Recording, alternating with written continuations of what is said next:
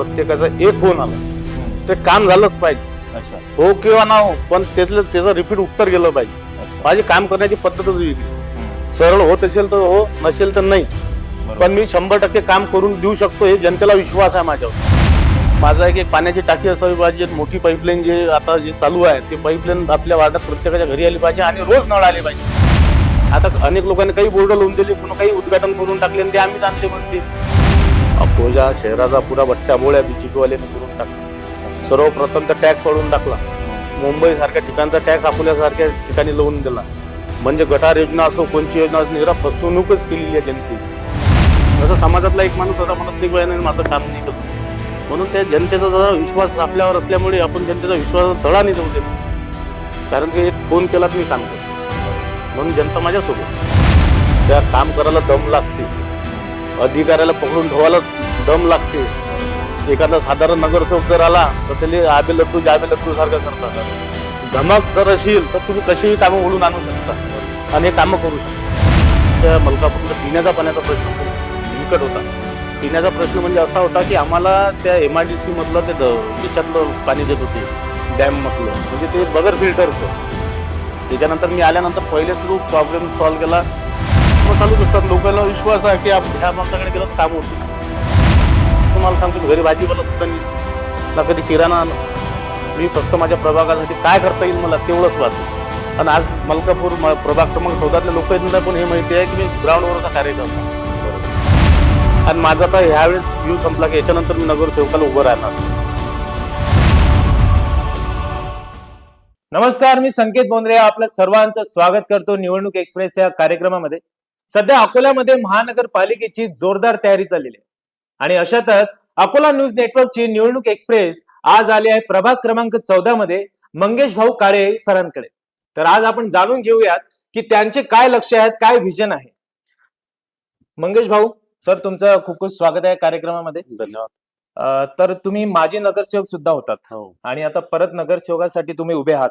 तर तुमचं काय व्हिजन आहे यावेळेस? माझं विजन जे आता रखडलेले जे कामं आहेत, आता तुम्ही पहिलेच मलकापूर आताचं मलकापूर बघितलं असेल की आपण पूर्ण रोड आज मलकापुरातले शक्यतो 90% रोड झालेले आहेत. ओपन फेसला कंपाऊंड पण सुद्धा झालेला आहे, गार्डन झाले, थोडंफार चिल्लर काम राहिलेले आहेत. माझं विजन एकच आहे. आता कसं आहे, पिण्याच्या पाण्याची व्यवस्था सध्या जेव्हा मी नगरसेवक झालो त्यावेळेस तर पाणीच नव्हतं प्रभाग क्रमांक 14 मध्ये. त्याच्यानंतर आम्ही मानची पाईपलाईन जोडून मोटर गिटर आणून थोडंसं आता म्हणजे 70-75% पाणी आज मलकापूर प्रभागामध्ये भेटलेलं आहे. परंतु आता माझं समोरचं विजन हेच आहे की एक पाण्याची टाकी आणि प्रत्येक ठिकाणी पाईपलाईन. तसं बघितलं तर आमच्या वार्डामध्ये 84 वाल आहेत. म्हणजे एका प्रभागामध्ये फक्त मलकापूरमध्येच 84 वाल आहेत. आता 84 वाल जर सोडतो म्हटलं तर त्याला माणसं किती लागतील? बरोबर. म्हणजे जे ग्रामीण भागातला जो प्रश्न तो अजून सुटलाच नाही, तो तसाच राहिलेला आहे. माझा एक पाण्याची टाकी असावी पाहिजे, मोठी पाईपलाईन जे आता जे चालू आहे ते पाईपलाईन आपल्या वार्डात प्रत्येकाच्या घरी आली पाहिजे आणि रोज नळ आले पाहिजेत. बरोबर. जेणेकरून माझं हे समोरचं ध्येय आहे. आणि जे ओपन जिम असे जे महत्वाचे आहेत, समजा जे महत्वाचे मुद्दे आहेत ते त्या मुद्द्यात मला जास्त इंटरेस्ट घ्यावा असं वाटते. अच्छा. तर मंगेश सर, तुम्ही उद्धव बाळासाहेब ठाकरे यांच्या शिवसेना पक्षातर्फे ही निवडणूक लढवत आहेत. बरोबर आहे. आणि याआधी पण तुम्ही याच पक्षातर्फे निवडणूक लढवली आहे. बरोबर. पण सत्ता ही वेगळ्या पक्षाची आहे. बरोबर. तर तुम्ही विरोधी पक्षात असताना सुद्धा एवढी विकास कामे कशी काय मार्गी लावली? हे बघा, त्या काम करायला दम लागते, अधिकाऱ्याला पकडून ठेवायला दम लागते. बरोबर. एखादा साधारण नगरसेवक जर आला तर त्याला आबे लड्डू जाबे लड्डू सारखं करतात. बरोबर. धमक जर असेल तर तुम्ही कशीही कामं ओढून आणू शकता बरोबर. आणि हे कामं करू शकता. बरोबर. तर काम करण्याची जिद्द जी असावी लागते एका उमेदवाराकडे, जी तुमच्याकडे आहे आणि म्हणूनच जनता नेहमी नेहमी तुमच्यावर विश्वास दाखवते आहे. तर प्रभाग क्रमांक 14 मध्ये मी असं पण ऐकलंय की तुम्ही जनतेचे एक नगरसेवक म्हणजे काम करणारा नगरसेवक म्हणून तुमची ओळख आहे. तर ती ओळख तुम्ही कशी निर्माण केली? कसं आहे, प्रत्येकाचा एक फोन आला ते काम झालंच पाहिजे. अच्छा. हो किंवा ना हो, पण त्याचं रिपीट उत्तर गेलं पाहिजे. अच्छा. माझी काम करण्याची पद्धतच वेगळी. सरळ होत असेल तर हो, नसेल तर नाही. पण मी 100% काम करून देऊ शकतो, हे जनतेला विश्वास आहे माझ्यावर. म्हणून जनता माझ्यावर खूप विश्वास टाकते आणि मी त्यांच्या विश्वासाला तडी जाऊ देत नाही. त्यांनी जो टाकलेला शब्द आहे तो मला काम करण्याचा ते 100% झालंच पाहिजे, हे एवढी मी अपेक्षा ठेवत असतो. जे खरेखोर जनतेचे सेवक म्हणून ते मी नेहमी कार्यरत आहात. हो. अच्छा. तर तुम्हाला पुढचा प्रश्न असा आहे माझा की एवढ्या वर्षाची कामं केली ते ठीक आहे, आता पुढे पण तुमचं व्हिजन आहे ते पण ठीक आहे, पण बाकी अकोला शहरात जो विकास होतोय किंवा त्या बाबतीत तुमचं काय मत आहे? अकोला शहराचा पुरा बट्ट्या बोळ्या बीजेपी वाल्याने करून टाकला. अच्छा. सर्वप्रथम तर टॅक्स वाढवून टाकला. हम्म. मुंबई सारख्या ठिकाणचा टॅक्स अकोल्यासारख्या ठिकाणी लावून दिला. म्हणजे गटार योजना असो कोणची योजना असो, निरा फसवणूकच केलेली आहे जनतेची. हे जनता त्यांना कधीच माफ करू शकणार नाही. यावेळेस मी तर म्हणतो त्यांना मतदानच करू नका. कारण की ते जेव्हा येतात त्यांची मनमानी करतात. बरोबर. मनमानी करून काही होत नाही. त्याचा टॅक्स 5 पट वाढायचं काहीच काम नव्हतं. पण टॅक्सचा मुद्दा झाला. आम्ही वारंवार भांडलो त्याच्यासोबत. टॅक्सचा मुद्दा आहे, पाईप म्हणजे नळाचा मुद्दा आहे, पाण्याचा. आता 3 दिवस 4 दिवस पाणी देऊन राहिले. आता वाहन प्रकल्पातलं पाणी आपल्याला मंजूर झालं होतं, पण काही कारणास्तव येणं कॅन्सल करून ते आता कोणतं ई गाव काय त्याच्यातलं पाणी देऊन राहिलं. ते पाणी कुठून येऊन राहिलं?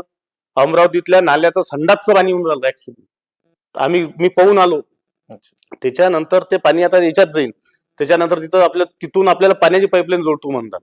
वाहन धरणातलं जर पाणी आपल्याला जोडलं तर प्रॉब्लेम कसा होते की वाहन धरणात तिकडे कोणतं गाव नाहीये. मस्त म्हणजे एका काय म्हणतात त्याला, जंगलातलं पाणी आहे.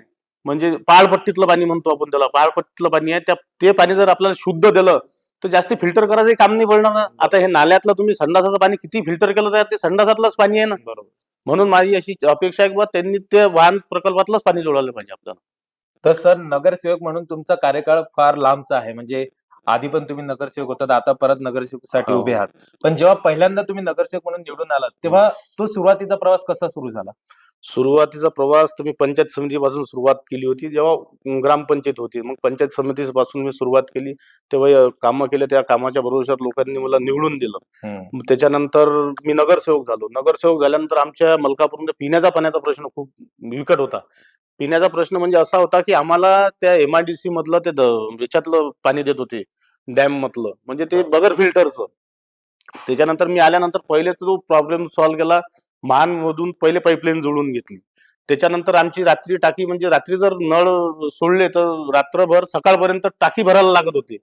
तर आम्ही 50 HP ची मोटर तिथं आणून लावून दिली. त्याने कारण काय 5-6 घंट्यातच आमची टाकी भरायला सुरुवात झाली. आता पाण्याचा प्रश्न 75% सॉल्व्ह झाला. आता तुम्हाला सांगतो की विकास जेव्हा रोड नव्हते, आम्ही हद्दवाढीतला निधी होता. आता अनेक लोकांनी काही बोर्ड लावून दिले, कोणी काही उद्घाटन करून टाकले आणि ते आम्हीच आणले म्हणते. म्हणजे काही करून, म्हणजे आता बीजेपीचं कसं आहे, काही कोणत्या खोट्या गोष्टी तर ते 100% करतच राहतात. बरोबर. ते हद्दवाढीतले रोड झाले पूर्ण आमच्या वार्डामध्ये. त्याच्यानंतर ओपन पेस, आपलं गुरुकुलचं एक ओपन पेस मी डेव्हलप केलं होतं 40 सत्तावधी. ते डेव्हलप इथलं चांगलं केलेलं आहे. तुम्ही आता जाऊन बघू शकता की ते एवढं खूप छान असं हे झालेलं आहे. आता 2017 मधली ती गोष्ट होती. आता 2020 मध्ये करोना काळ आला होता. त्या काळामध्ये माणूस सुद्धा घराच्या बाहेर नव्हता. बरोबर. पण मी एक काम केलं की कोरोना काळात सुद्धा लोकांच्या घरी ज्याची किराण्याची लिस्ट तुम्ही फोन करा, आम्ही तुमच्या घरी किराणा आणून देऊ, काहीच प्रॉब्लेम नाही. म्हणजे आम्ही ते सुद्धा उपक्रम त्यांच्या एक फोनवर आम्ही किराणा घरी नेऊन दिला. सौ खर्चानं आमच्या पैशानं दिला. अच्छा. त्याच्यानंतर माझ्या घरी शेतातले गहू ताजे ताजे आलेच होते त्यावेळेस त्या काळात. तर मी पूर्ण गहू गरिबांच्या अपार्टमेंटमध्ये जाऊ वाटून दिले. म्हणजे खाली गाडी लावायची आपली आणि लोकांना द्यायचं. स्वतःच्या घरचा गहू पूर्ण तुम्ही सर्वांना वाटप केला. म्हणजे असे काम. आणि फवारा जो, म्हणजे त्यावेळेस शेतीची कामं बंदच होती. बरोबर. मग ट्रॅक्टर काढला, ट्रॅक्टर फवारणी यंत्र बसवलं. त्याच्यानंतर औषध आणली आम्ही, ते कोरोना काळातली विकत आणली स्वतःच्या पैशांनी. आणि स्वतः फवारा पुरा मलकापुरात मारून दिला. म्हणजे असे कामं अनेक आहेत. आणि विकास कामाले कुठं आपण अडथळा येऊ नये दिला. कोण्या ठेकेदाराला आजपर्यंत पैसे नाही मागितले, कोण्या बिल्डरला आपण आजपर्यंत पैसे नाही मागितले.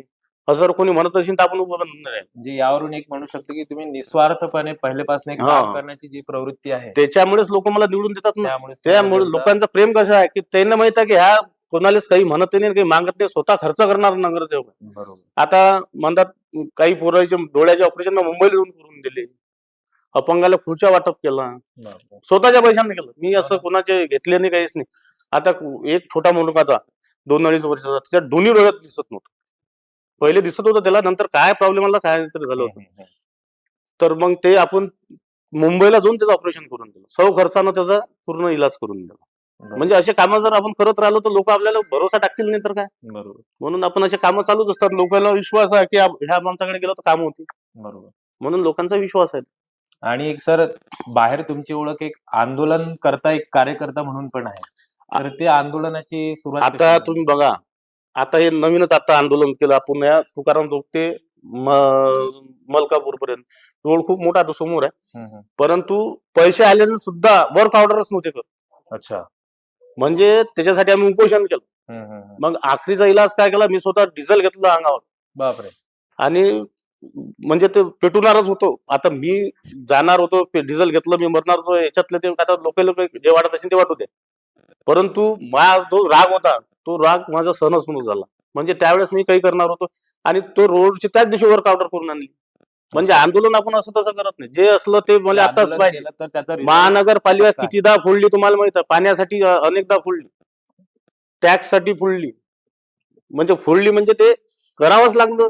कारण की कसं असते, अधिकारी कधी कधी कामच नाही करत. एक अधिकारी 12 वाजेपर्यंत दाबून ठेवलं डायरेक्ट. पाईपलाईन जोडल्याशिवाय तुला जाऊ देत नाही. म्हणजे तुमचं असं काम आहे की लातोगे खुद बातों से नहीं हा, मानते, तो वो करना ही पडता. बरोबर. आपल्यात तेवढी धमक बी आहे, तेही आहे, आपण करू शकतो.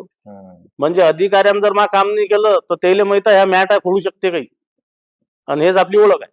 आणि जनतेच्या हक्कासाठी तुम्ही तत्पर लढणारे आहात, हो, आणि त्यासाठी तुम्ही कुठल्याही कुठल्याही थराला जाऊन सरळ. तो रिझल्ट. आता मलकापूरचा संडासचा ते मनात हे आलं होतं की बाहेर संडासले जाऊ नका. अच्छा. मग संडास बांधले नाही, लोकले दंड देत होते.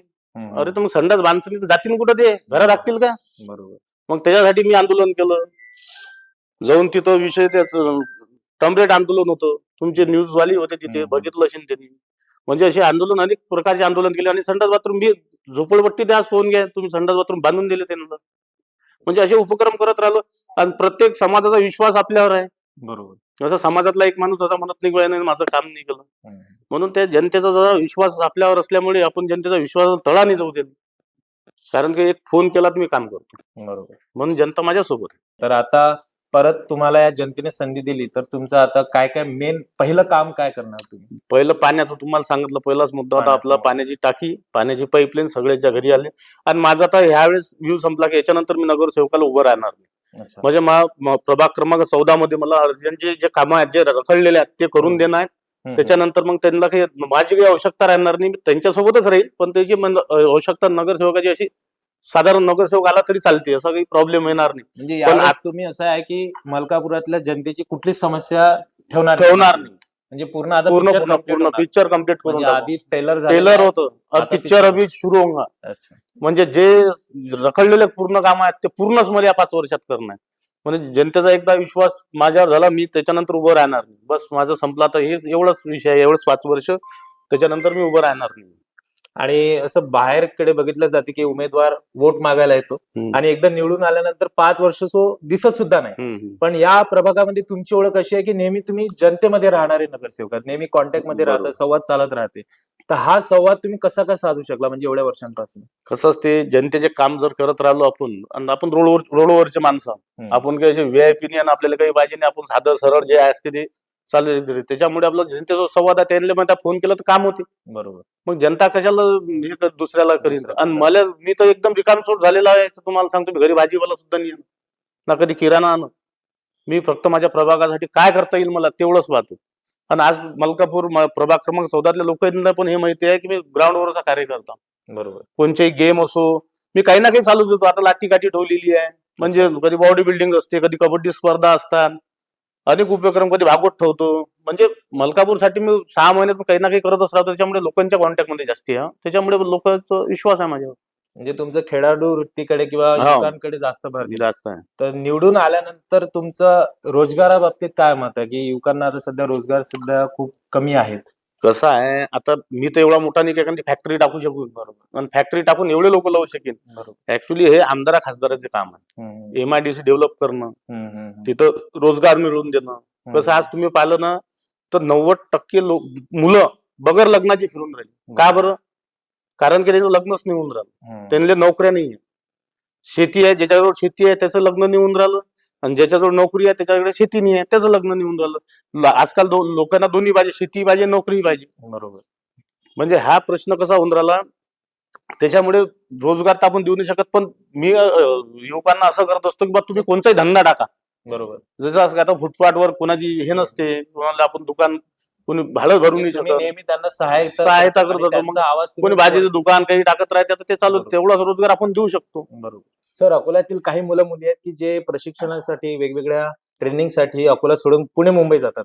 पण काही तेच गरीब मुलं असतात की त्यांच्याकडे परिस्थिती नसते, पैसे नसतात, तर ते अकोल्यामध्ये कसे काय ते प्रशिक्षण घेऊ शकतात? तर त्यासाठी तुम्ही कुठले कुठले उपक्रम राबवता? बरोबर. आता तुम्ही हे बघा, माझं रुद्राज फिटनेस सेंटर आहे, लेडीज पण आहे, जेंट्स पण आहे. अच्छा. आता जे मुलं गरीब आहेत, आता आता तुम्ही बघा बॉडी बिल्डिंग मध्ये खूप खर्च लागते बरोबर. किंवा वर्कआउट करायला खूप खर्च लागते, त्यांना आपण फ्री ऑफ कॉस्ट मध्ये देत असतो. अच्छा. आता आपण नवीन उपक्रम चालू केला लाठी काठीचा. अच्छा. तुम्ही पाहिला असेल, आपण तो रोडवरच असते हम्म. तिथं. आता जे पोरं गरीब आहेत, हम्म. जे ज्यांच्याजवळ पैसा आहे ते तर बाहेर जातील ना खेळायला, पण जे गरीब आहेत त्याला आम्ही लाठी काठी लेझिम. अच्छा. आता महिला सुरक्षासाठी आता तिथं महिला पण येतात लाठी काठी खेळायला. महिला सुरक्षासाठी महत्वाचं आहे की त्यांना त्यांचं आत्मरक्षण त्यांचं स्वतःचं करता आलं पाहिजे, संरक्षण म्हणून करता आम्ही आलं पाहिजे. संरक्षण करता आलं पाहिजे, म्हणून आम्ही तिथं त्यांना लाठी काठी शिकवतो.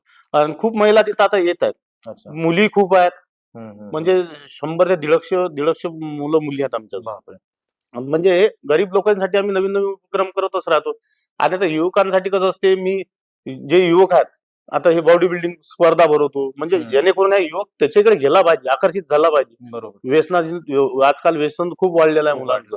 त्याच्यासाठी आम्ही बॉडी बिल्डिंग, कबड्डी स्पर्धा, लाठी काठी, लेझिम, जेणेकरून त्याला याच्यामध्ये जास्ती उत्साह आला पाहिजे. जे आपली संस्कृती आहे ते संस्कृती आपली संस्कृती लाठी काठी लेझिम ही संस्कृती तर आता नष्ट झाल्यासारखीच आहे. बरोबर. म्हणजे आता हे बंदच झाली. बरोबर. लोकांना लाठी काठी माहित नाही, लेझिम पण पण माहित ते नाही. टिकवण्याचा खेड्या गावात फक्त थोडंफार चालू आहे, बरोबर. आणि ते टिकवण्याचा प्रयत्नच आपण करत आहे. बरोबर. आज मोबाईल पासून दिवसभर लेकरं मोबाईलच पाहतात, बरोबर. दुसरं काहीच करत नाही. शाळेतून आले की मोबाईल घेतात. आपण ते प्रशिक्षण चालू केलं तेव्हापासून लोक 2 ते 3 घंटे हे मोबाईल पासून दूर राहून राहिली, त्यांचा व्यायाम होऊन राहिला. बरोबर. म्हणून आपण असे जे नवीन नवीन उपक्रम असतो मी आणतच असतो. असं काही असलं तर ते आपल्या जुन्या ज्या कला होत्या त्या लुप्त होणं चालली, पण त्या लुप्त नाही झाल्या पाहिजे म्हणून आपण हे नवीन नवीन प्रकरण करत असतो, काही ना काही होत असतो. म्हणजे त्यामुळे कला पण ती जपली जाते आणि मुलांना पण हे होतं. बरोबर आहे, बरोबर आहे. फार छान सर. तर प्रभाग क्रमांक 14 मध्ये आज आपण आलो आहोत मंगेश भाऊ काळे सरांकडे, आणि त्यांनी सांगितल्याप्रमाणे ते नेहमी जनतेसाठी एका हाकेवर हजर असतात आणि त्यांची कुठलीही समस्या असो ते सोडवण्यासाठी ते तयार असतात. तर असे मंगेश भाऊ काळे सरांना खूप खूप शुभेच्छा धन्यवाद या निवडणुकीसाठी, आणि नक्कीच जनता तुमच्या सोबत आहे, साथ देईलच. आणि तुम्हाला खूप खूप अभिनंदन आणि खूप खूप शुभेच्छा. धन्यवाद.